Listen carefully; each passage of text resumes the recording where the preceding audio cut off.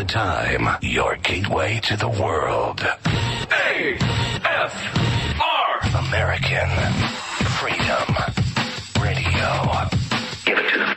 Get real and heal. Listen to Christie on Soul Journeys Radio. Soul Journeys Radio on AmericanFreedomRadio.com. Hope you had an awesome day. So we sure have a wonderful and informative show in store for you here tonight with Heather Rhoades. She is the creator of GardeningKnowHow.com. It's your one-stop source of information for all of your gardening needs, vegetables, houseplants, composting, and all sorts of fun little projects. That's GardeningKnowHow.com.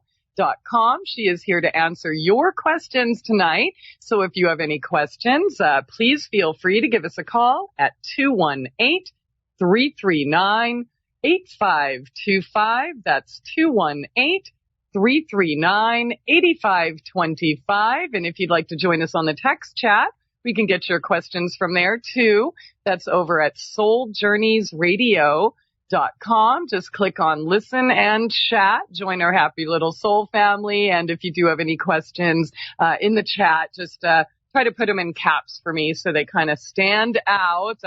I am a multitasker. However, I am severely lacking in a lot of areas at times too. So give me a little help here. Just kidding. Anyways, happy freaking September. What a lovely month. It is so good to have you here tonight, Heather. How are you doing?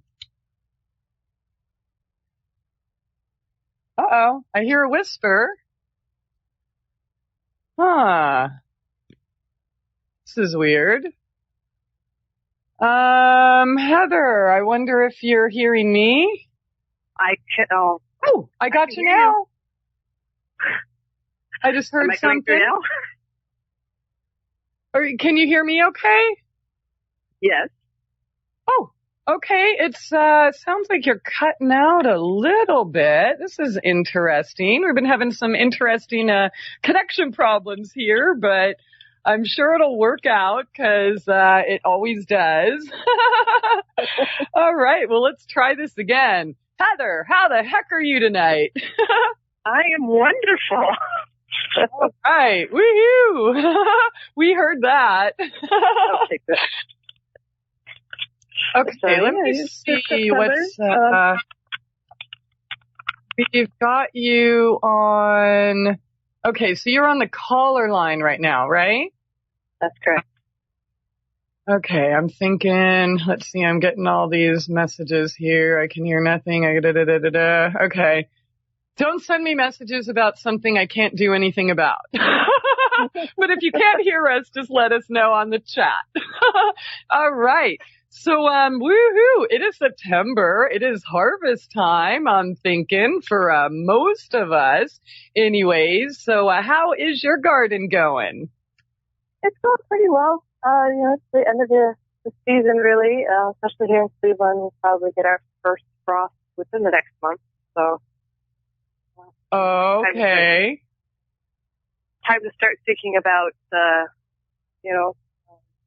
shutting down the garden for the year.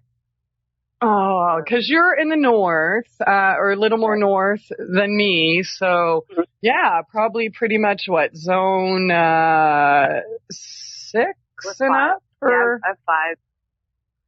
5 and up. Okay. Wow. Yeah. So, and we'll normally get our first frost sometime by the end of September. It'll be a light frost. That's normally enough to kill off the tomatoes and the peppers. So we start harvesting all of those green tomatoes so that we at least can pack them away and kind of save for the winter a few tomatoes. That's right. Get your fried green tomatoes in. And what do you do with your tomatoes, Heather? Do you freeze them? Do you can them? Do you dehydrate? Do you do all of the above? If they're ripe, I either freeze or dehydrate. If they're green, depending on, or if they're just turning, I'll pack them in a box with a newspaper and then kind of get a few extra tomatoes that last a little bit longer out of that. So, I have a deep freezer. My mom canned when I was a kid, and I just remember it being a very hot and laborious process. So, so for myself, I like to freeze the harvest and put it in our deep freezer. Yeah, that's a good idea. I normally do that, but of course I don't have a ton of freezer space. I did bring in an extra, just a small freezer last year, and I normally will just turn everything into like sauces and then freeze. But I've been hearing and looking into different types of canning methods besides the ones that we all dread and avoid like the plague, including myself. Then there's like water bath canning, and my neighbor was literally just telling me that when she cans her salsa, that a method she learned long ago, actually really easy. She just makes her salsa, she boils it for 30 minutes, then sticks it in the jar, and the lids usually seal in like 10 or 15 minutes, and that's it. So not even any water bath to deal with. I've done that with jam, and it has worked. I've done a little bit of canning, but mostly with jam and jellies. And I know that with jam and jelly, you can do that. Just bring it to a boil, put it in the sterilized jar, and then put the lid on. So. Yeah, well, that's what I'm thinking. In fact, I'm going to can a bunch of salsa after this show here tonight. And Heather, I know a few months ago when you were talking about heirloom tomatoes and such, and I went crazy at Baker's Creek, heirloom seeds after that show, and ended up with all these tomatoes I had never grown before. Well, they've actually worked out, because normally I do like salsa with red tomatoes, red or green peppers, and it's always kind of looks the same and boring. And this year I'm doing it with red, yellow, orange, pink, purple, Weisbehaarte, however you say that, Ananas Noir, Nature's Riddle, Stuffed Cavern, Chocolate Stripes, Pineapple, Kiwi, Apple, Golden Jubilee, Vintage Wine, Purple Calabash, it's Green Zebra, Yellow Pear, and man, these batches of salsa have been coming out like just so kind of tangy. It gives us this extra magical, I don't know, weird. Yellow tomatoes and purple peppers have been my last couple batches of salsa. So it's so the flavors with heirloom tomatoes, it can vary widely. So, I mean, you can have the same basic salsa recipe, but with different types of heirloom tomatoes and come out, and heirloom peppers for that matter too, and come out with some pretty dramatic taste differences, and especially, the look as well. Yes. It's fun. It's always the same. I always have onions, garlic, cumin, cayenne, jalapeno, whatever, tomatoes, peppers, and so literally like the same recipe, but with the different types of peppers and different tomatoes, it tastes like something totally different. So It's been fun. Thanks for encouraging me to get all of those new heirloom tomatoes I've never grown. It's been fun. And you get to show it to people, and they're like, "Wow, I didn't know a tomato looked like that." So. Yeah, well, most people around here, they're just like, "Ew, what's wrong with that tomato?" Or, "Ooh, you're supposed to eat it when it's green or yellow or striped or spotted or." Yes, and I know you've talked about the history of tomatoes here previously, but we always have new listeners. If you don't mind spending a couple moments sharing with us about. Tomatoes weren't really red. No, tomatoes did not start out red. Actually, pretty close to what tomatoes originally looked like with your yellow pears that you grew this year. They would have been very small, oblong. They would have been a wild vine. They believe it started in Peru. They're not 100% sure, but they believe that's where tomatoes originate from. Eventually covered all of, South America and became a cultivated crop in South America. Got a little bit bigger, but it was still yellow. Yellow, maybe orangish at best, but That was it. And then the conquistadors came. Their havoc, and took back with them tomatoes to Europe, to Spain, and that became a cultivated crop in Spain. Spread a little bit to Italy, but what they were finding was that they couldn't get people to buy them. You know, people are kind of like, ooh, you know, what is that? So they actually started, they started breeding them until they could get a red tomato, and they sold them as aphrodisiacs because sex sells everything. So, yes, the reason we think of a tomato as being red today was because somebody wanted to be able to make money off of a sex aid.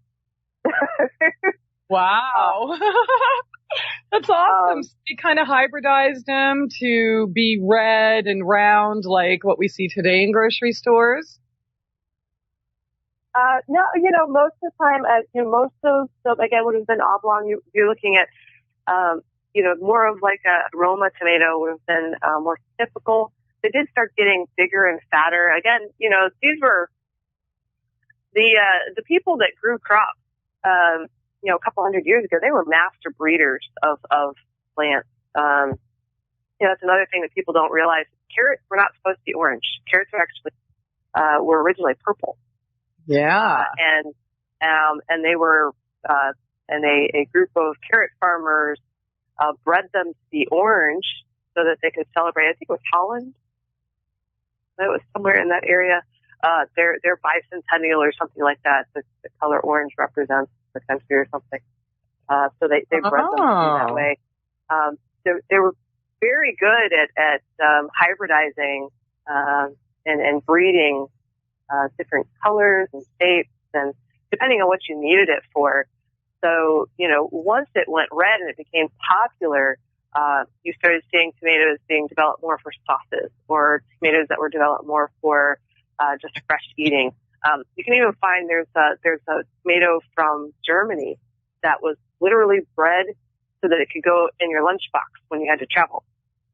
Ah, wow. And it grows all lumpy and everything, so you could tear off pieces as you were walking. Nice. You were going from one city to another, you would take this tomato with you. It's a very sturdy tomato. It's not the best tasting tomato, but it's very sturdy, and it has these lumpy pieces all over it that you can just pull off as you're walking and eating. So, the types of varieties of heirlooms can be dramatically different. And they were very skilled at developing tomatoes, or any plant really, for whatever needs they found necessary. Now, is there any truth to the rumor that I heard about carrots originating from yarrow and yams? I am not sure about that. I wouldn't think so, because they're not. Yarrow would be probably slightly related. Yams would not. Yeah. Certainly, carrots, we have wild carrots that grow in our garden currently, which is, the Queensland place. So, it's possible with yarrow, but I don't know enough about that. I do know that sweet potatoes aren't related to carrots. Okay. I think it was just one of those rumors in this health group that I'm a part of, and they're like, oh my gosh, you can't eat carrots. They're not real, and they come from this. And I'm like, I go through like 10 pounds a week. They work for me. No, they are real. Yes, because I said this was, when carrots went orange, I guess to say, that was several hundred years ago. If they're not real, then, people in the Renaissance had far advanced science. Yeah. You know what? I would believe that, though. Okay. All right. Well, honey, we have some questions here on the chat. And you know what? Let's just start with this one. We have a listener wondering how the bees were in our gardens this summer. She said she didn't have any honeybees, just huge carpenter bees and lots of wasps. So how were the bees for you this year? We had a few. I'm fortunate in that we have an apiary nearby. So, there's a beekeeper who does honey, which is great because I can go get honey from him. So we do see honeybees, or I do see honeybees in my garden. Prior to him putting the apiary there, it was hit or miss. And as most listeners know, and maybe they don't, there's actually a pretty significant problem going on with honeybees right now. And it's a multi-level problem. They suffer from mites. That was the original problem, and now they're having issues with something called colony collapse, which is resulting in about a 50% mortality rate in honeybees. Wow. Yeah. So, it's pretty significant. It's 50% on average, and in some apiaries it can be as high as 80 and 90%. Wow. And that's pretty devastating to an industry. So, absolutely. One of the reasons that I really don't like people using wholesale pesticides is because of the honeybee issue. Honeybees have a hard time here in the United States. They're not native to the United States. They were brought here. It's time to get real and heal. MyTrueEssence.net would like to tell you about Modifilan brown seaweed extract. It's composed of an elementally rich seaweed called laminaria. It takes 40 pounds of laminaria to make just 1 pound of Modifilan. There's nothing else like Modifilan. It is the richest in alginate, fucoidin, organic iodine, and lamarian. Alginates are the most effective organic element in nature that enable the body to rid itself of heavy metals, radioactive elements, and toxins. Fucoidin is an extremely effective anti-cancer substance found abundantly in brown seaweed. Organic iodine is the greatest protection for the thyroid offered by nature. Laminarin aids in the prevention and treatment of cardiovascular disease. Go to www.mytrueessence.net and click the Modifilan banner to get started on your path to rich health today. Also check out the Healing Shop for proven essential oils, medicinal teas, and even health coaching. It's time to get real and heal. Go to www.mytrueessence.net. Get real and heal. Listen to Christie on Soul Journeys Radio. No rules. No rules. No taboo topics. No taboo topics. No fear of doom. No fear of doom. We are American Freedom Radio. American Freedom Radio. Yes, we're back. All right. It's one of those things I'm not even going to try to figure it out. So, woohoo!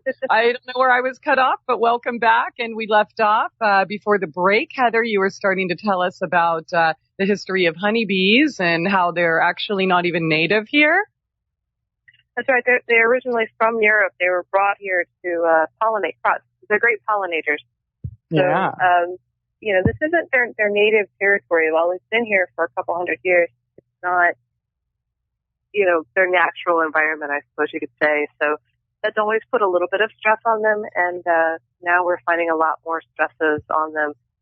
And scientists are really kind of baffled with colony collapse on, what's exactly causing that.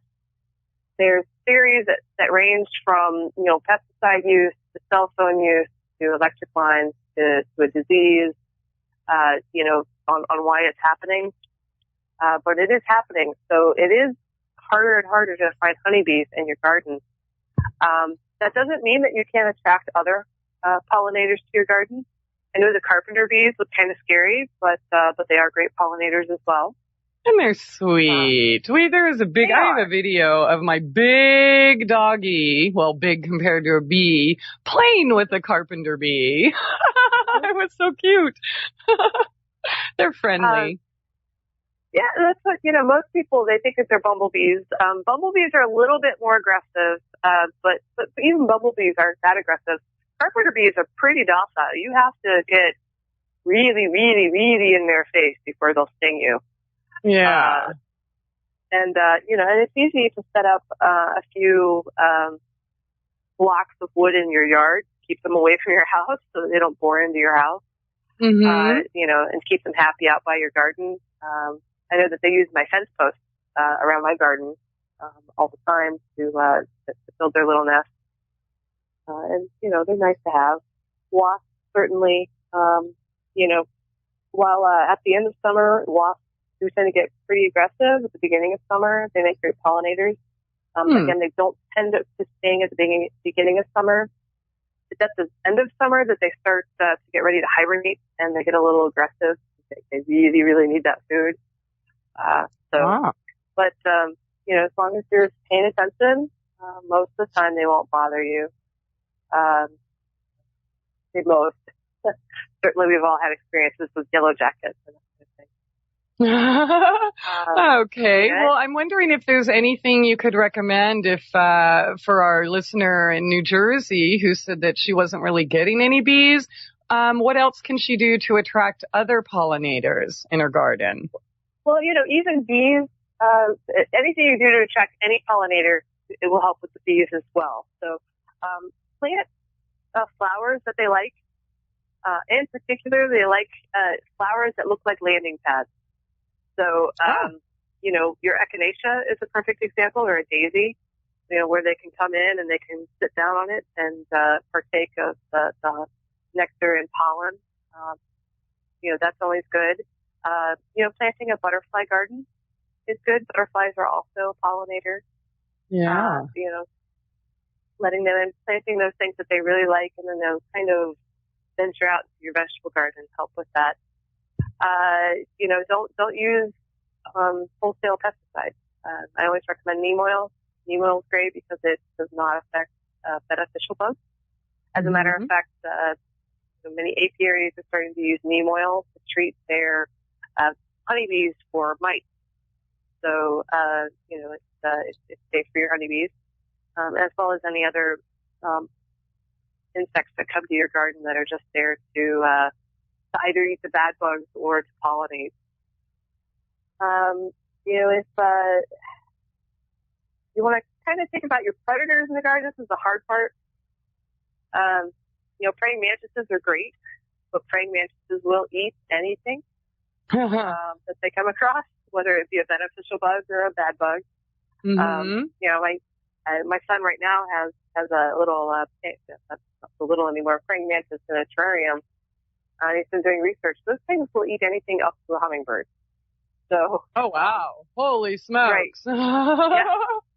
So if you're going to be, if you're looking in the market to purchase a type of bug to help you keep down the pests in your garden, be aware that sometimes they're beneficial bugs. They're still wholesale pesticides. You might want to go to the ladybug instead of praying mantis in your garden. Yeah. Well, speaking of hummingbird, somebody just mentioned in the chat that hummingbirds are great pollinators. So set some sugar water in the garden. Is that another good idea? They can be good pollinators. Getting them down lower, where most of the time you find your squash, because they're going to like those type of vines. They're going to like the squash and the melon. Can be a little difficult, but certainly they are pollinators. If you have a flower garden, they're great pollinators for your flower garden. And they do get used to people very quickly, so it can be quite delightful to have them just humming around you. They're like, oh heck yeah! Flying in your food. When they sneak up on you, though, like the back of your head and your ear, it's like, oh my God, there's like this helicopter there. They can get pretty loud when they're that close. They are so beautiful, though. So that's okay. Excellent advice there.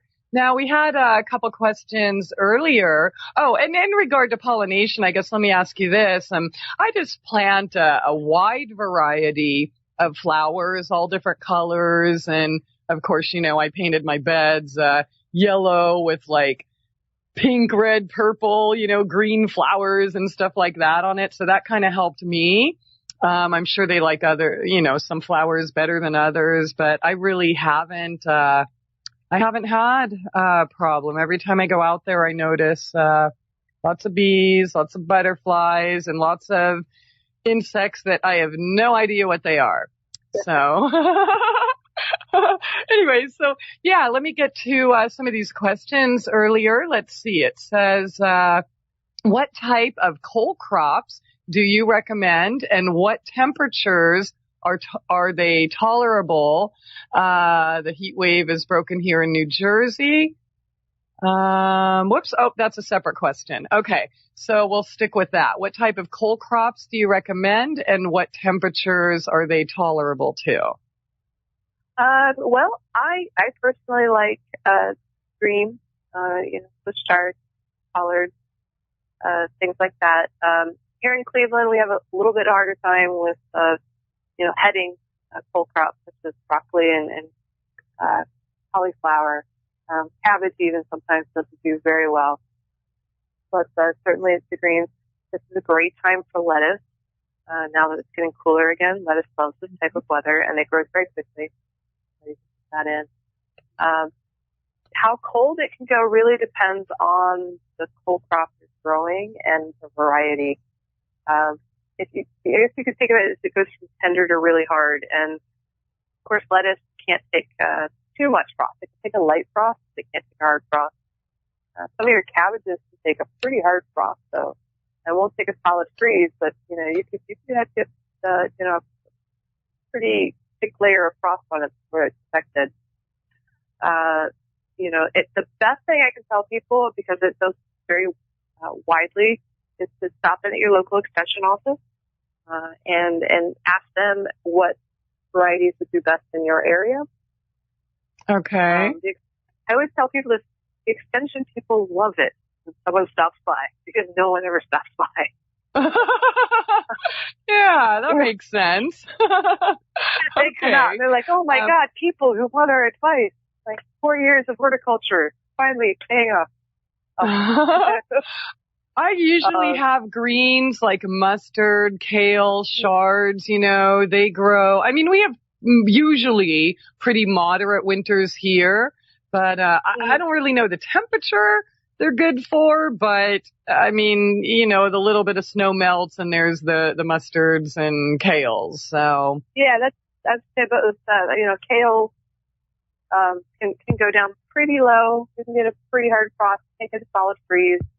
My chard normally does well up until a really hard freeze. My chard normally does pretty well.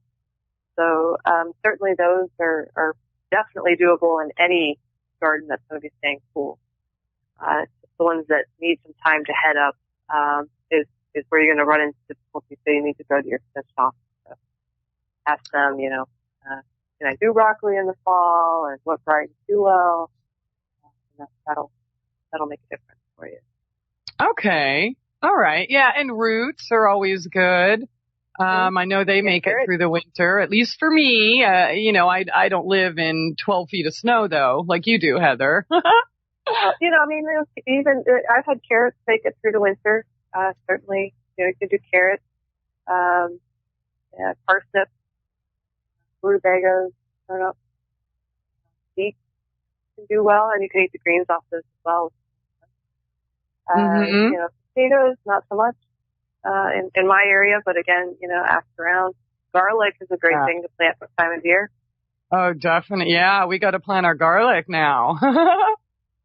Some of mine I didn't pick a couple months ago when I should have.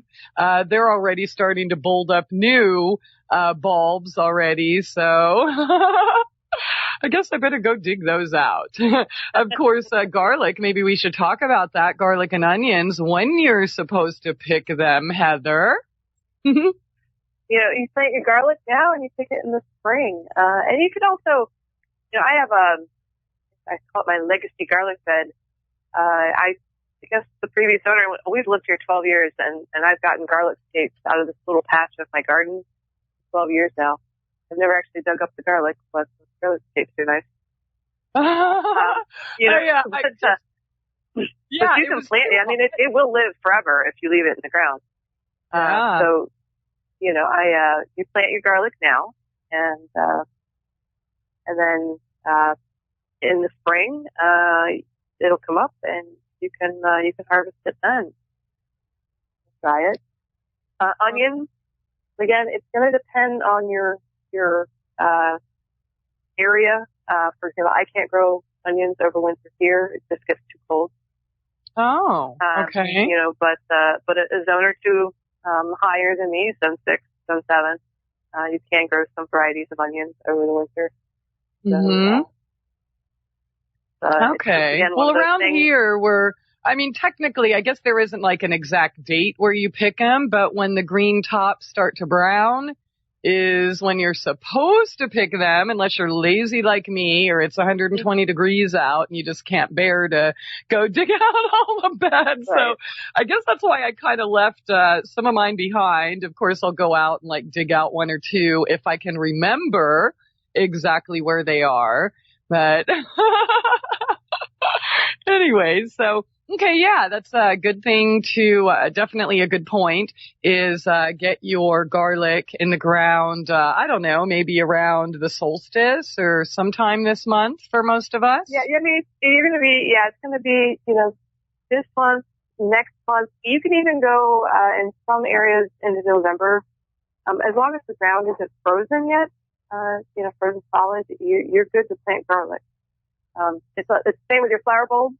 When you go to, your local store and they have like the 50% off because everybody has already bought theirs and it's November. As long as the ground is not frozen solid, you can plant flower bulbs, until then. So buy your bulbs cheap and put them in late. You'll get a nice show spring. Excellent. All right. Good advice there. Let me see. We had another question. This is about tomatoes. She says the heat wave has broken here. My tomatoes are still green. My husband wants to pick them off now because he doesn't want them to split. Tomatoes split because of watering issues. I can see where somebody might think that it happens because of cool weather, because what probably happens is they get this heat wave and they water their plants the same during the heat wave as they do during the cooler weather.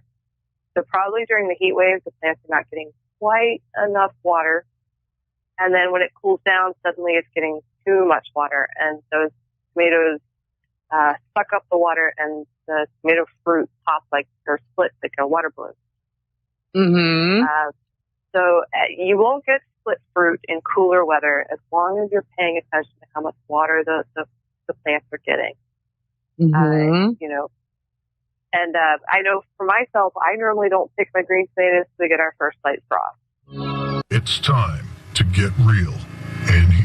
MyTrueEssence.net would like to tell you about Modifiland brown seaweed extract. It's composed of an elementally rich seaweed called laminaria. It takes 40 pounds of laminaria to make just 1 pound of Modifiland. There's nothing else like Modifiland. It is the richest in alginate, fucoidin, organic iodine, and lamarian. Alginates are the most effective organic element in nature that enable the body to rid itself of heavy metals, radioactive elements, and toxins. Fucoidin is an extremely effective anti-cancer substance found abundantly in brown seaweed. Organic iodine is the greatest protection for the thyroid offered by nature. Laminarin aids in the prevention and treatment of cardiovascular disease. Go to www.mytrueessence.net and click the Modifiland banner to get started on your path to rich health today. Also check out the Healing Shop for proven essential oils, medicinal teas, and even health coaching. It's time to get real and heal. Go to www.mytrueessence.net.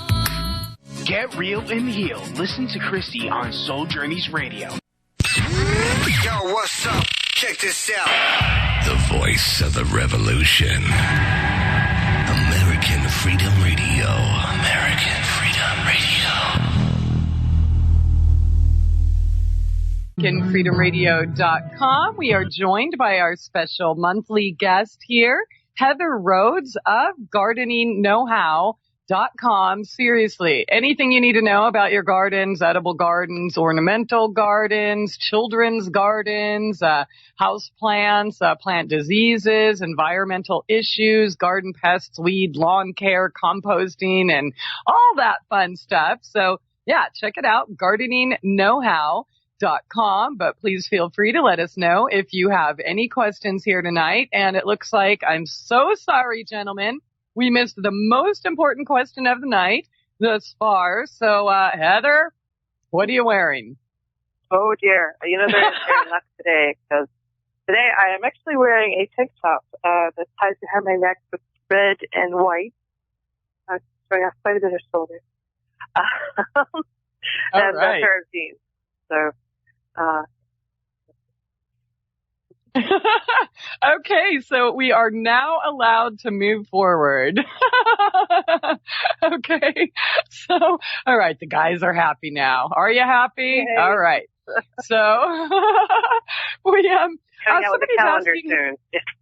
sorry? I'm coming out with a calendar soon. Heather in all of her pajama phases. You know what I'm wondering? How come you guys never ask me what I'm wearing? Oh, probably because they know I'm naked. Anyways, I did do a show naked once. Well, you know, of course it's radio, so nobody really knows, but it was a show I was doing alone. And they're like, oh, we'll just take your clothes off and relax into it. I'm like, oh, great idea. But the show went by so fast, and I had all these other information I wanted to share and just, you know, this stream of ideas. So I decided to do some webcam, direct upload videos on YouTube. So I didn't really, and you know, the webcam just shows, you know, you can't see anything anyways. But at some part during the video, I tried to adjust and, you know, lift up a little, and I'm like, oh wait, I'm still naked. You just joined the ranks of the Blurred Lines video. You're okay. Yeehaw! You and Robin Thicke. You're all over this. What's that? The Blur. Have you seen there's a video that's on YouTube, and they huge letters that say there's a naked version of this video. So there's been a lot of men who've been really interested in the Blurred Lines naked woman video. Ah. Oh, yeah, that one. Oh, that's right. We were just talking about that last week with Tobias, that, you know, they have this naked woman video, and then I guess some women from, I don't know, is it New Zealand or Australia or somewhere else, did like a parody, you know, kind of a spoof video, and they had men wearing underwear. Oh, how bad is that? Well, the video got taken down because it was allegedly sexually explicit. Isn't that crazy? So completely naked women, totally fine, but you have a man in his underwear, tighty-whities, by the way, and all of a sudden it's no good. What a funny society we live in. So, anyways, okay, let's get back to your questions. Heather, somebody's asking about permaculture and water retention systems. Do you know anything about that you can speak on? Well, it depends on what they're looking for. Because they're water retention systems, you're looking for water storage, or you're looking for better ways to use the water that you are getting. In terms of permaculture, if you're looking just for a permaculture idea that does really well in low water areas, look up some information on keyhole gardening. I know myself, if I ever am able to move, I'm going to be putting in keyhole garden beds. They are very water friendly, and they're great for drought areas. Used a lot in Africa, so you know, that's always great. You know, if you're looking for more like water storage, you know, of course, there's rain barrels. Those are great. Rain gardens are getting to be very popular these days. You know, and using them to collect water in your yard and make sure that benefit from that. When you're using rain barrels, you do want to be aware. Some people do have issues with collecting water off of the rooftop. I personally don't have the issue, but I do know that some people do. They're concerned about chemicals from your roof. My personal belief is this: unless you put your roof in last week, if you've got a year or two on that roof, probably most of the dangerous chemicals that may have been used in roofing material have been leached out. They're no longer a serious concern. No more than the rainwater you're just getting from the sky that falls through whatever kind of pollution you have in your area. Okay, a follow-up on that question. They just wrote, and by the way, I think, are they in Colombia? I think in Colombia. And the follow-up is to impregnate land during rain season for a food forest. I think, well, if he's looking for, it sounds like English, but I think what he's looking for is, how do we make the water from the rainy season last all year long? Again, I would encourage you to go online and look up information on keyhole gardening. Those types of beds do really well, regardless of whether you're getting high rain or little rain. And then you do need to look at a water collection.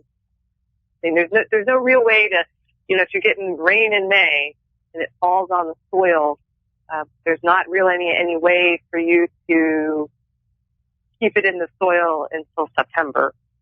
You have to keep it somewhere and apply it.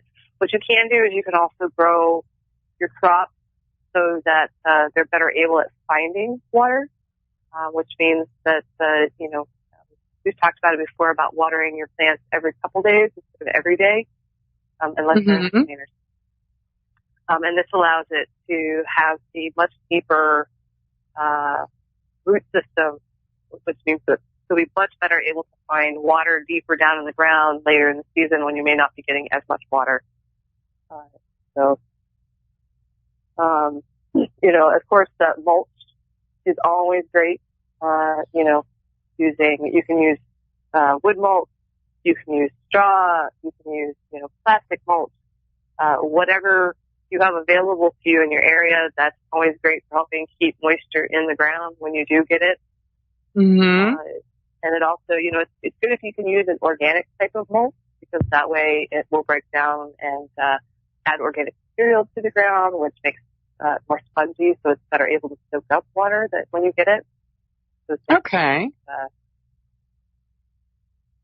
All right, and I messed up. It was Ecuador. Sorry, not Colombia. Okay. It's still, no matter where you are in the world, I said that keyhole gardens, those are a big thing now in African countries. They don't get a lot of rain there as well. I should say there, like the continent of Africa. But the areas that they're using it are desert areas in Africa, and that they certainly work very well there. Okay. All right. And, Heather, your specialty is pretty much gardening in the soil, right? Mm-hmm. So, cause people are asking about hydroponics and stuff, and you've been asked those questions on the show before, and while you do have some information, your specialty is digging in the dirt, right? Right. I have not gotten too much into hydroponics and aquaponics. I do know a little bit about it. I know the theory behind it. I can certainly, if you send us a question at the website or on Twitter or on Facebook, I can certainly point you to some great resources on those particular topics. I do know, saw that you sent me a question had to do with using fish waste. I believe it's in New Jersey or New York City, I think. I can't remember which one, but there's a company that's actually running a fish market and vegetable store out of a brownstone. They're raising fish in trash cans. Wow. And growing vegetables on top of the trash cans. Nice. So, there's some great information out there. Some really interesting projects going on that you can easily find on the internet. And if you're not able to find that information, send us a question, and I'll make sure to point you to it. It's time to get real and heal.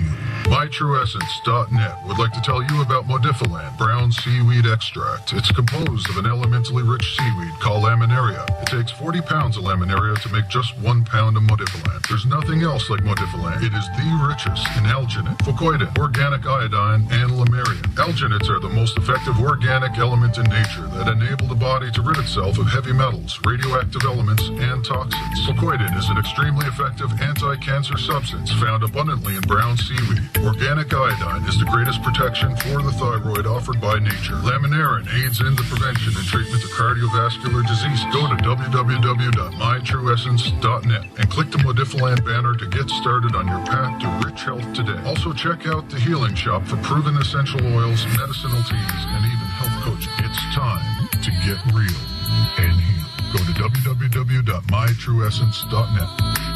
Get real and heal. Listen to Christie on Soul Journeys Radio. No rules, no rules, no taboo topics, no taboo topics, no fear of doom, no fear of doom. We are American Freedom Radio, American Freedom Radio. All right, welcome back. Top of the second hour. You guys always say the funniest things in the text chat, like right when we're coming back from break.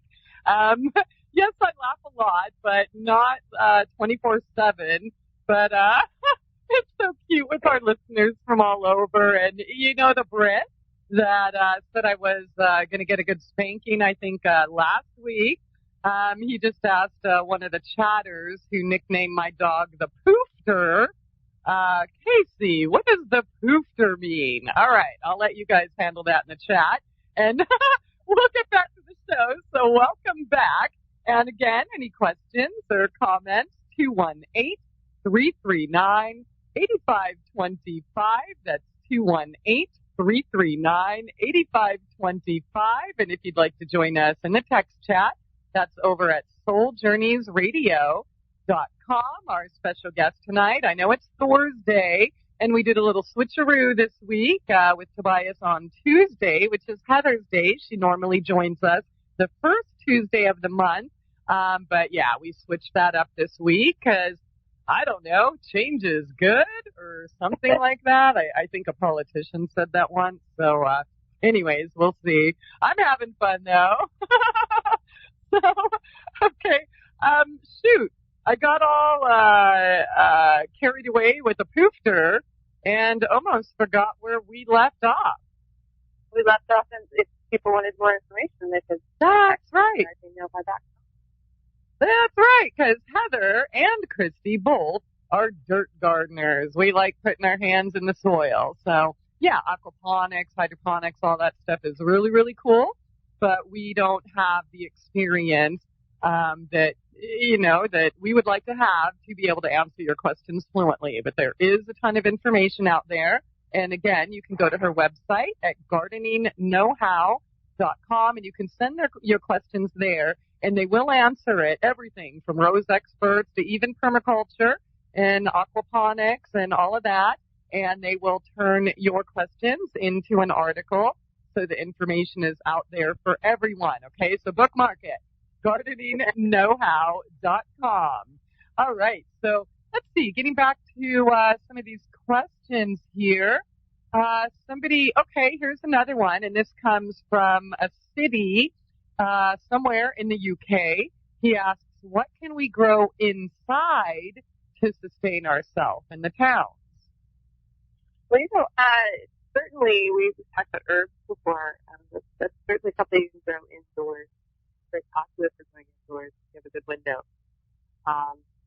If you're looking for edible things, you can look at lettuce. Is always popular indoors. You can do tectonic and lettuce. Oh yeah. There's some. We were just talking about hydroponics and aquaponics. There's some really nifty systems that you can set up in a window using recycled pieces from around your house that allow you to grow things vertically. Vertical systems are something else you can look at for an indoor system. You do need to have light. You need to keep that in mind. But as long as you can get the light in, or you're willing to set up a lighting system, there's a wall-mounted beds that you can put on your wall, and those are cool. Vertical gardening is a lot of fun, and you can use it indoors. I've even seen the vertical wall mounted beds. I've even seen them set up in places like Skid Row in Los Angeles, where you have these vertical gardens on the sides of buildings. When it comes to is the sprouts. That's what's very popular. The bigger the plant is, the more difficult it is. And the reason being is that a lot of our food-producing plants need a lot of light. You know, most of the time you can get plants to survive through the winter.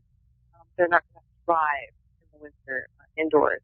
Just like your peppers and plants like that. If you're really interested in growing indoors, then yes, you start looking at setting up an indoor lighting system. Okay. Yeah. You know, or have some really huge south-facing windows. Yeah, right. You know, certainly I would have to say that your number one source for information on how to set up indoor lighting systems would be some of your finer marijuana growing forums. Or Casper Leach, Time for Hemp. I believe it's on Monday through Friday at noontime Central here on American Freedom Radio. They have lots of information about indoor growing and lights and everything all of that they good use stuff. for marijuana plants can certainly be applied to anything you can grow as food. So, you know, the garbage can system, all of that can all be applied to an indoor growing system. But it does take time and it does take energy and money to do that. But, you know, if you're looking, if you're really interested in it, it does work. So. Yeah. Okay.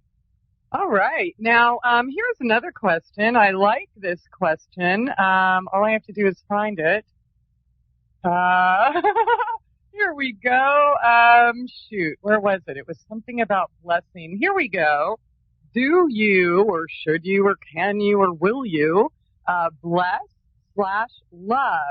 the water before watering? I don't do the water. There has been a lot of research out there about plants' ability to understand good vibes, talking to, singing to your plants, that sort of thing. I knew a farmer once. He's actually the farmer that provides the food for the White House. He has an organic farm here in the United States, or in Ohio. And his farm provides a lot of the food for the White House, the organic vegetables. Oh, wow. But he told me that, when he was a teenager, he was taking over the farm from his father. His father actually sent him to go learn from entomology. And he said at the time, I was like, stupid. Why would I need to go learn from a bug guy about growing things? And the bug guy explained to him that, that bugs have those antennae because they can pick up signals. And that plants give off and pick up those signals as well. So, he was a big believer in that plant can feel vibes, and that they could feel the energy coming off people, and that bugs in turn can feel the energy that a plant is giving off and receiving. So, I don't personally bless my water. I don't think that that's necessarily a silly idea. I do think that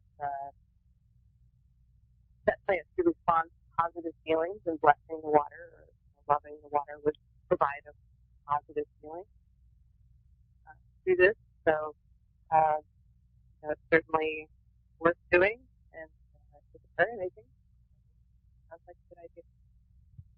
Yeah, I agree with that myself, actually. I think that, I wouldn't say bless it like the way that a priest does or something, but I definitely focus my intent and energy, love and healing on that. I'm not sure if we've actually talked about this here before. I did in a video where with my seeds, I put them in my saliva, and, I suck on them for a while, And that, I don't know, it seems to work for me. I use, I don't know, people ask me, like, what kind of gardening do you use? And I guess, like, a combination of all types of gardening. And so for this particular, for the seeds that I put in the ground, I put that, mix them with my saliva, my DNA, put them back in my hands, just focus love and, health and all of that wonderful stuff.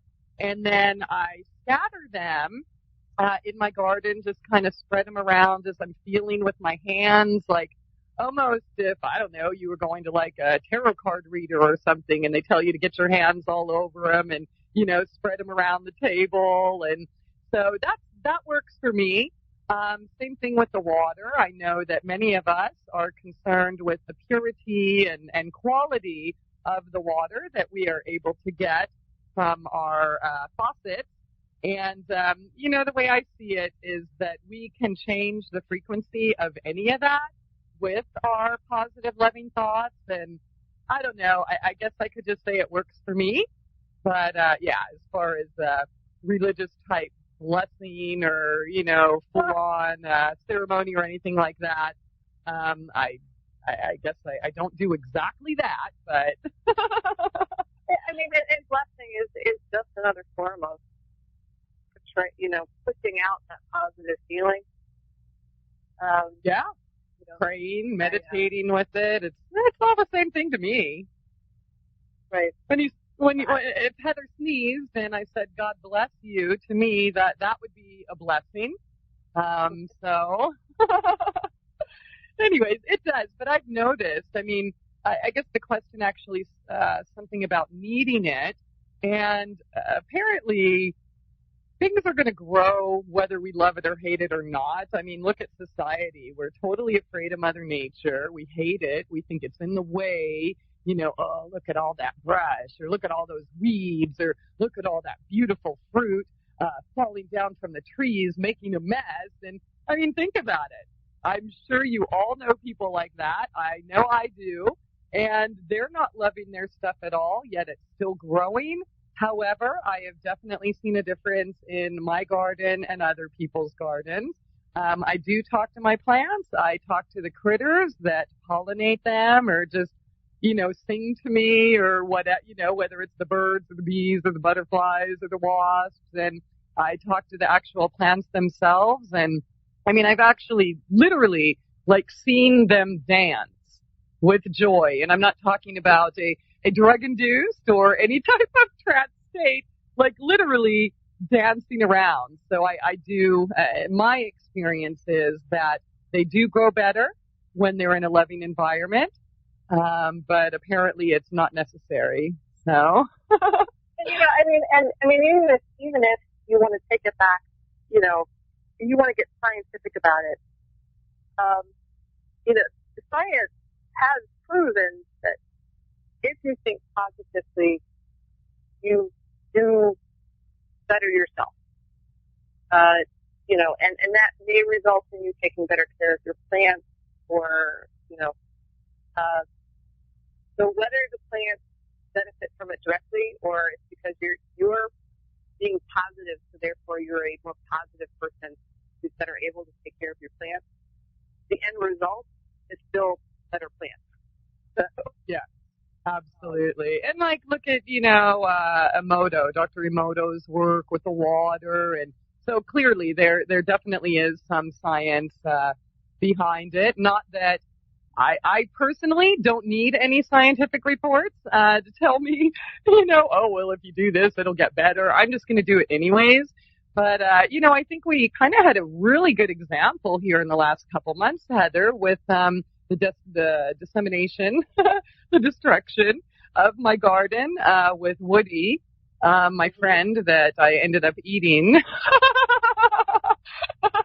But, he completely destroyed everything, and it was in July, so it was in a time where there was nothing I could do about it other than reseed, pray, and hope for the best. I couldn't even go to Walmart to buy starters, and let me tell you, I would have bought starters in Walmart in the middle of July to replant my garden to kind of catch up on the melons and the cukes and the squash and all of that that was destroyed.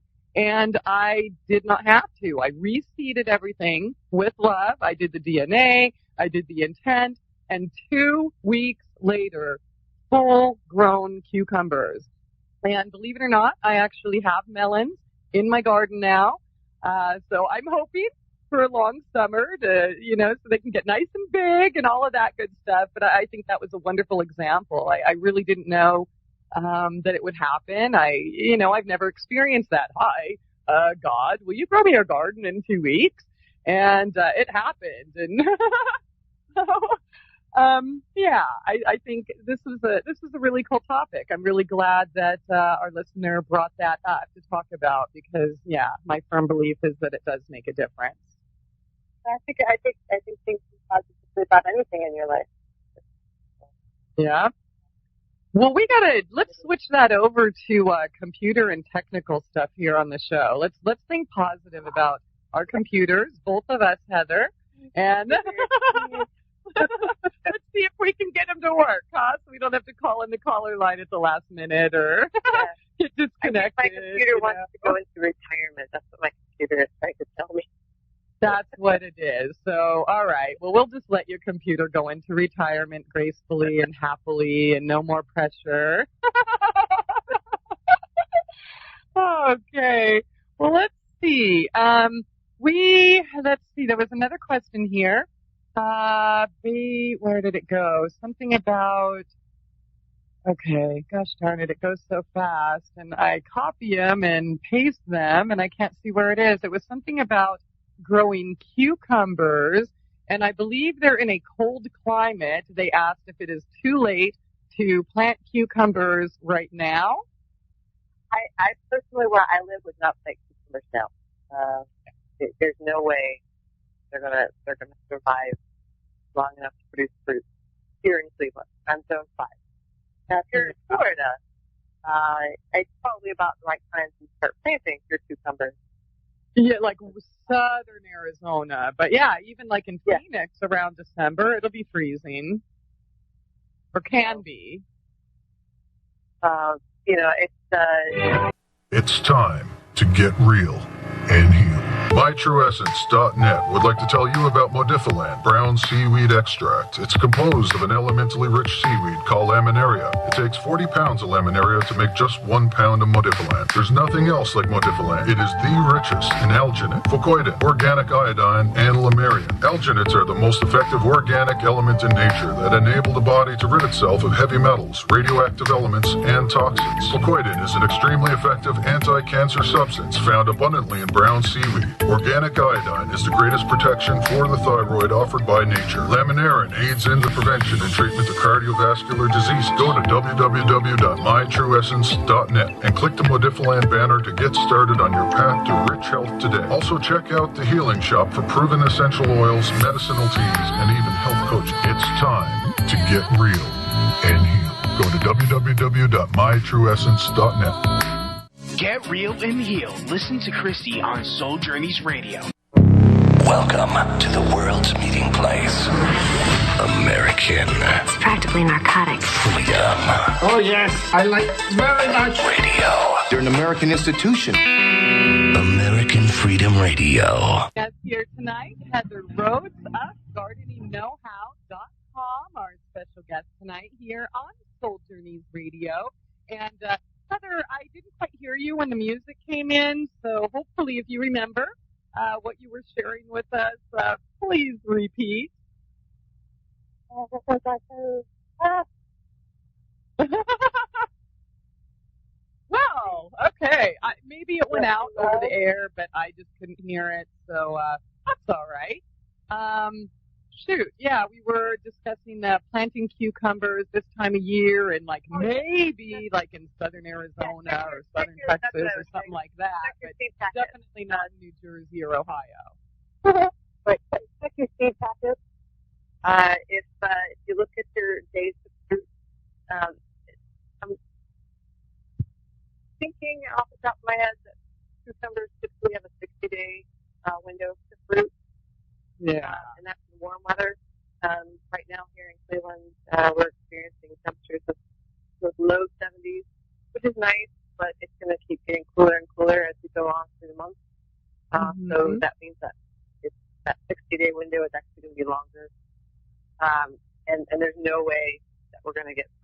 before. And cucumbers do not tolerate frost. I lost all my cucumbers this year because we have a sleep frost here in Cleveland. Oh, darn. Yeah, if you get even the lightest frost, your cucumbers are gone. So if it's too late this year, that doesn't mean that you can't start planning for next year. That's right. So. Yeah. Okay. All right. Yeah. So for most of us, I guess being September, this is around the end of the gardening season. Of course, if you're in a warmer climate, like I guess some of our listeners in South America and southern Texas or Arizona, of course, the rules are different. So if you do live in a climate like that, when you ask the questions, just kind of let us know where you're at so we can answer them, accordingly, according to your environment. I've had, here in Branson, Missouri, I have been lucky enough to pick tomatoes all the way until Thanksgiving, but that's not typical. As Heather said, you're probably going to have a frost by the end of this month. We could have a frost as well here, or maybe October or something, but I'm still praying for a longer summer. I think we deserve it. It's actually been really mild for us anyways. Definitely humid and all of that yucky, sweaty, sweltering, sticky, suffocating summer. But, I wouldn't mind having another month or two of tomatoes and stuff myself. But you can, we can talk about some ways. Let me see. There was one more question, and then let's get talking about like overwintering and some other things we might want to be thinking about right now, like seed saving, preserving our harvest, whether you're going to make little, tinctures with your herbs or oil and vinegars or things like that, freezing and, drying, and which works best for what you have. But last question that just came in is, if something starts to go to seed or flowering, is it too late to stop it to preserve the harvest? And I think she was specifically referring to herbs and greens like lettuces and such. Herbs is not, except for cilantro. Cilantro goes to bolt so quickly. It's very difficult to stop it from doing that. But I routinely, with my basil, as soon as I start seeing that little split at the top of the stem, I go out with my scissors and frantically cut everything off. And it stays just fine.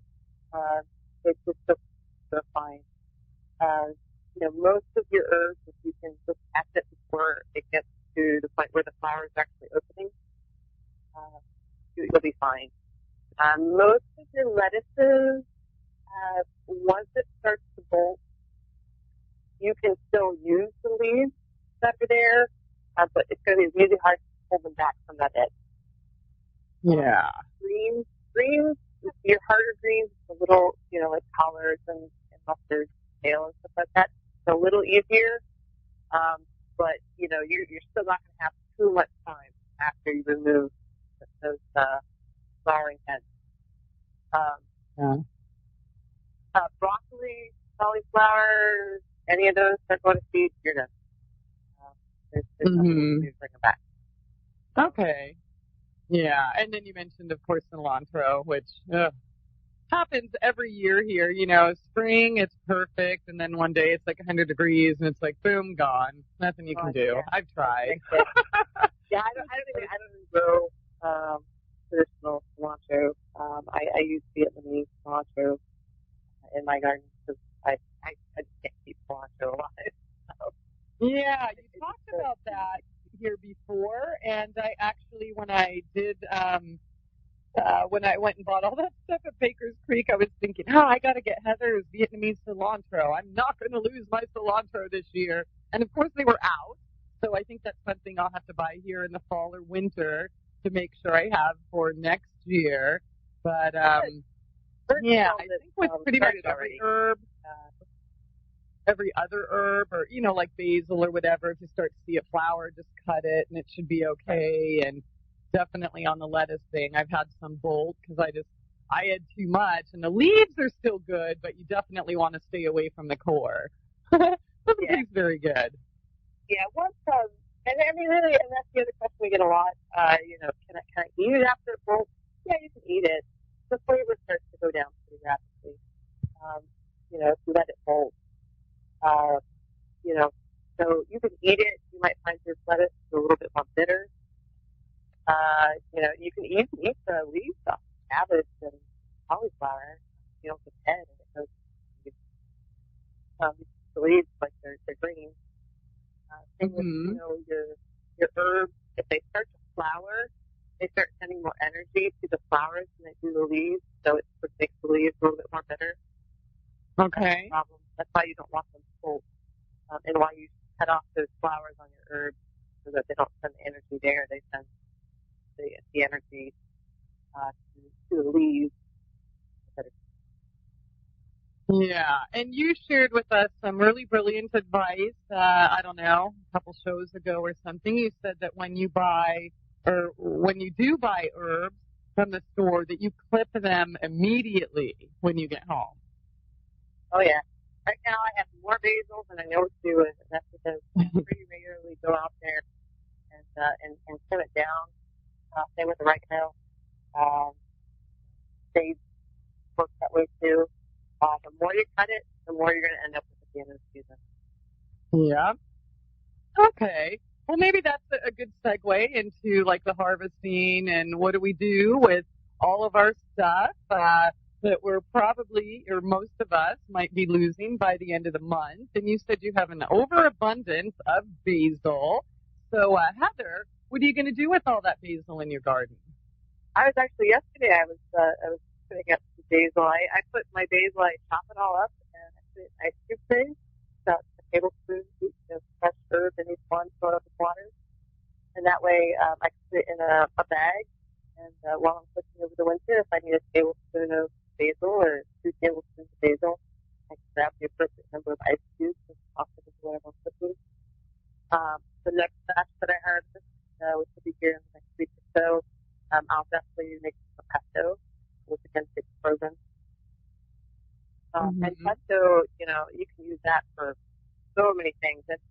And we've talked about this before, but I do want to remind people, pesto does not mean pine nuts. Yeah, you don't have to spend $1,000 on nuts. I use walnuts in my pesto, and it comes out delicious. A pesto is actually any cheese, nut, and herb combination with garlic and olive oil. So I've made mixed pestos.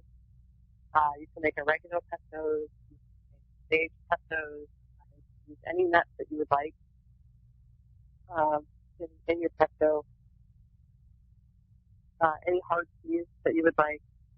So don't think that pesto is something that has to be really expensive to make. It's quite affordable, very delicious. So you can use almonds or walnuts, or what nuts do you usually use? I usually use walnuts, but I have used almonds. I've used macadamia nuts. Oh, wow. Yeah, well, they've got to be at least as expensive as pine nuts. They are. I'd say that that's getting a little fancy. I've used macadamia nuts. I've used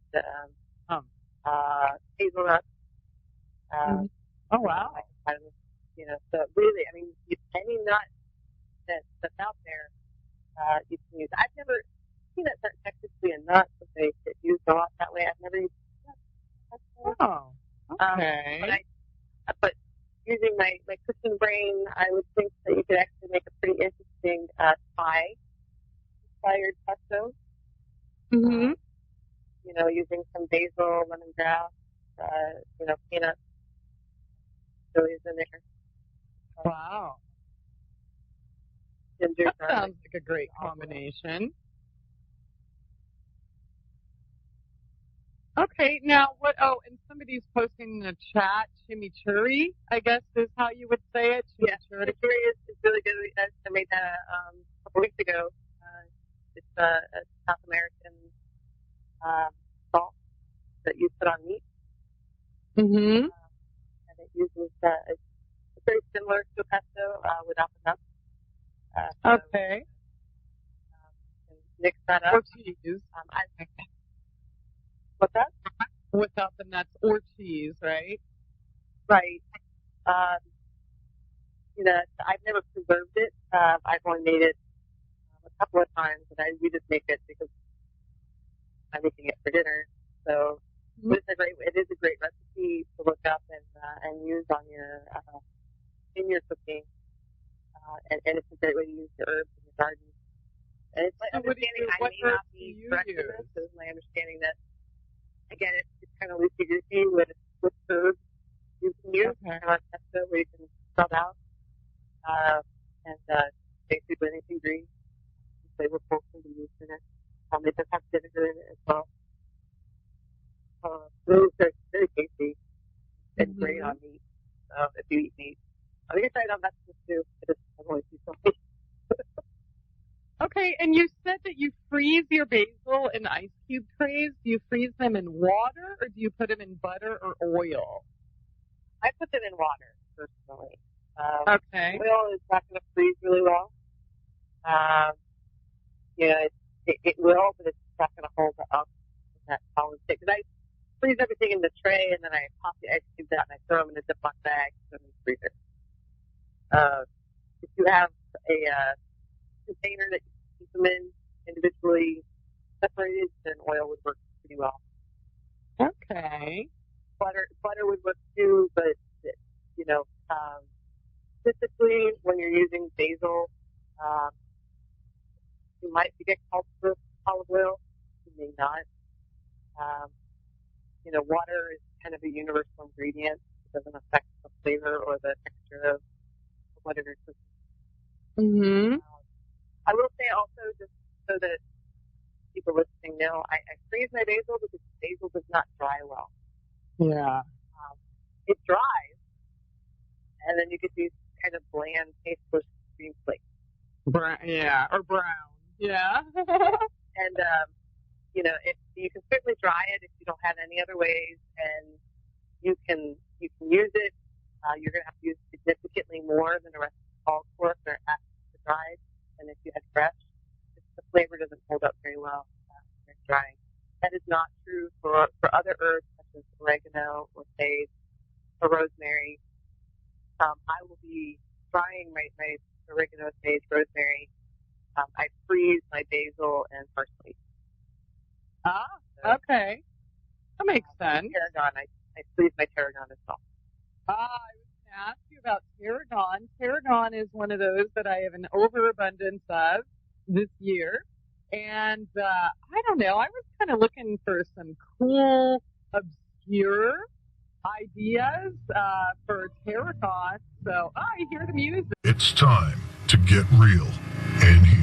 MyTrueEssence.net would like to tell you about Modifiland brown seaweed extract. It's composed of an elementally rich seaweed called laminaria. It takes 40 pounds of laminaria to make just 1 pound of Modifiland. There's nothing else like Modifiland. It is the richest in alginate, fucoidin, organic iodine, and lamarian. Alginates are the most effective organic element in nature that enable the body to rid itself of heavy metals, radioactive elements, and toxins. Fucoidin is an extremely effective anti-cancer substance found abundantly in brown seaweed. Organic iodine is the greatest protection for the thyroid offered by nature. Laminarin aids in the prevention and treatment of cardiovascular disease. Go to www.mytrueessence.net and click the Modifiland banner to get started on your path to rich health today. Also check out the Healing Shop for proven essential oils, medicinal teas, and even health coaching. It's time to get real and heal. Go to www.mytrueessence.net.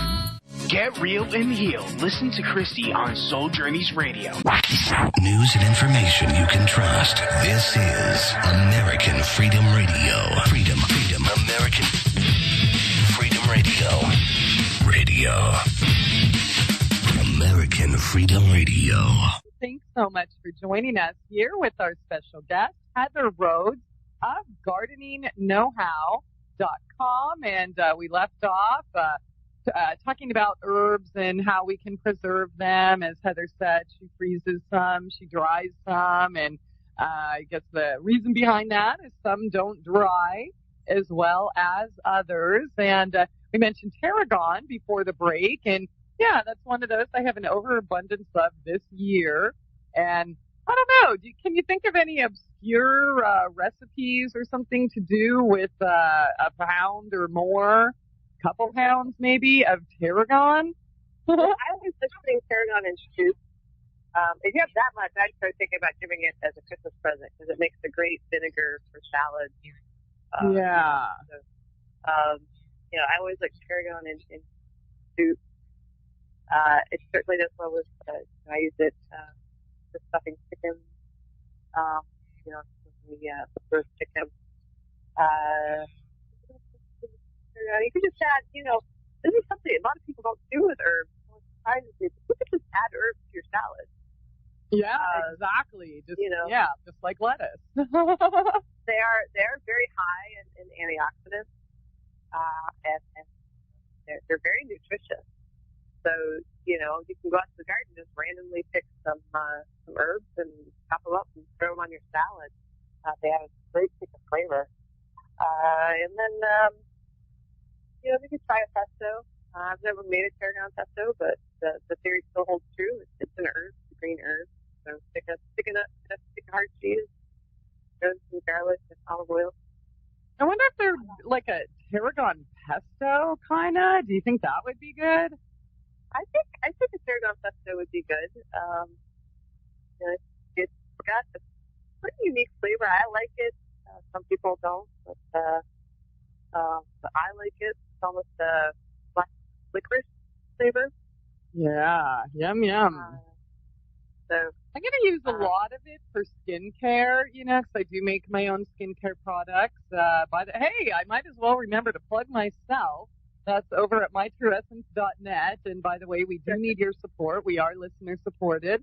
So if you've gotten anything out of our shows, please feel free to click the donate button on souljourneysradio.com to help us continue. But yeah, I was going to macerate like tarragon and basil and things like that with different oils for skincare because, tarragon, all herbs actually, but since we're talking about tarragon right now, is really, really good for your skin and your hair and is also an antifungal. So you can make a nice salve or, skin cream with it. But, I don't know. I was just thinking maybe I can come up with some crazy pesto-y kind of type sauce and, can it or, use that for gifts too?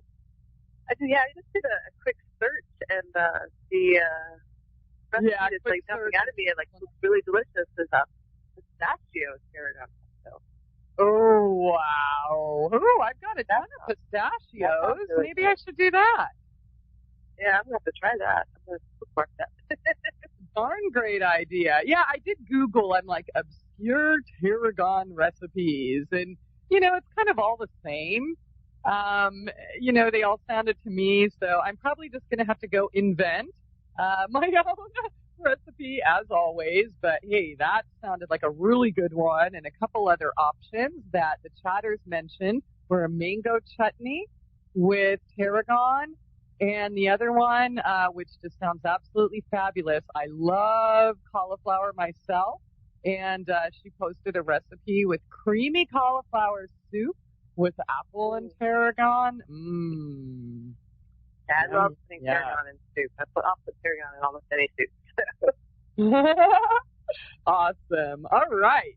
Well, let's see. We have a few more minutes left here, so... Okay, so depending on the water content of the herbs is whether you choose to dry them out or to freeze them. Of course, pestos. Now, oil and vinegars we've talked about here before, which, of course, make great gifts for everyone. Fill them up with any herb you happen to have a surplus of, right? Right, and heat your oil or your vinegar and put that in there. You want to put it in there hot. That helps draw out the flavor. If it's a vinegar, you don't need to refrigerate it. If it's an oil, you do. So unless you're going to be, properly sealing it like you would with canning. Mm-hmm. a vinegar is going to kill anything that might possibly harm you. So, so those are great choices. You can also, if you're looking for something non-edible as a gift idea, there's soap. Certainly herbs smell wonderfully. You can always make soap out of them. Ooh, tarragon soap. And you just mentioned that they're great for the skin. So,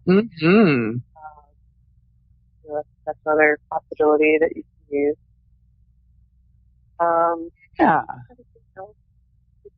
Or dried bouquets or potpourris, kind of. Potpourris. You got the different ways to dry them. There's air drying, where you're going to tie them up and hang them in a cool, dry place. You actually don't want to use a lot of heat. When you can, the cooler you can keep your herbs when they're drying, the better the flavor will be in the long run. So you can use honey, I cut out there for just a moment, so I missed that. Would you mind repeating? Sure. It's the cooler you can keep your herbs when you're drying them, the better the flavor will be in the long run. Yeah. So you can certainly use a microwave to dry your herbs. You can certainly use an oven at a very low temperature with the door open. But if you can, air dry them, either by hanging them up or separating the leaves, putting them in a paper bag, and giving them a shake every couple days, you'll end up with better flavor in the long run. Okay. Yeah. So if you do want to dry them out in your oven, you would probably want to leave the door open of your oven. Right, as low a temperature as possible is what you're aiming for. Yeah, and you mentioned before, if you have a couple hot days and you have a car with like a bench seat in the back and a window or even the front and a screen, you can put them on there. They should dry pretty quick, right? Right. And I've seen people use box stands, screen put on top of a box stand. Yes, air moving through the screen, and you don't get a lot of heat, so it dries it out pretty well. Okay. All right. Now, maybe the last couple minutes we can talk about overwintering. Like, say you have a bunch of peppers or something on one of your plants out there, and you're not ready to give it up. What can we do with it? Peppers overwinter pretty well. I will remind people that you're bringing them in so that they can survive the winter. They will not thrive through winter. They actually start looking pretty pathetic after a month or so, and that's normal. You just want to get them back to spring where they'll come back to life and look gorgeous.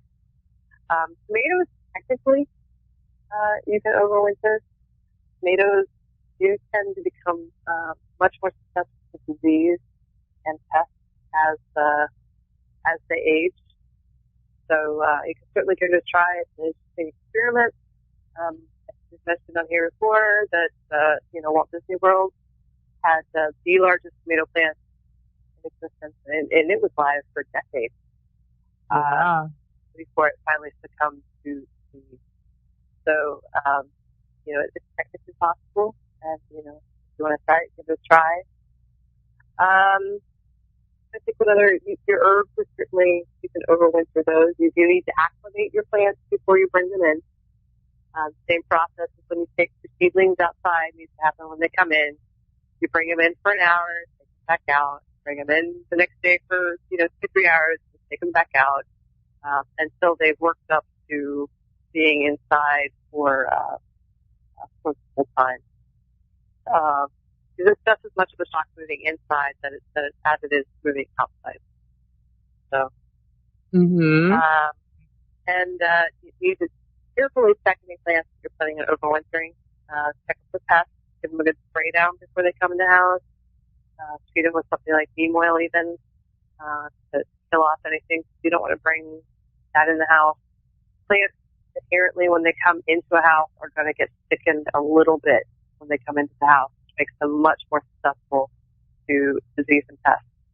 So you want to do as much as you possibly can to reduce the pest problem. Bring that into the house. Do remember that if you're going to keep them in a container, you want... It's time to get real and heal. MyTrueEssence.net would like to tell you about Modifiland brown seaweed extract. It's composed of an elementally rich seaweed called laminaria. It takes 40 pounds of laminaria to make just 1 pound of Modifiland. There's nothing else like Modifiland. It is the richest in alginate, fucoidin, organic iodine, and lamarian. Alginates are the most effective organic element in nature that enable the body to rid itself of heavy metals, radioactive elements, and toxins. Fucoidin is an extremely effective anti-cancer substance found abundantly in brown seaweed. Organic iodine is the greatest protection for the thyroid offered by nature. Laminarin aids in the prevention and treatment of cardiovascular disease. Go to www.mytrueessence.net and click the Modifiland banner to get started on your path to rich health today. Also check out the Healing Shop for proven essential oils, medicinal teas, and even health coaching. It's time to get real and heal. Go to www.mytrueessence.net. Get real and heal. Listen to Christie on Soul Journeys Radio. You're listening to the future of talk. American Freedom Radio. This is American Freedom Radio.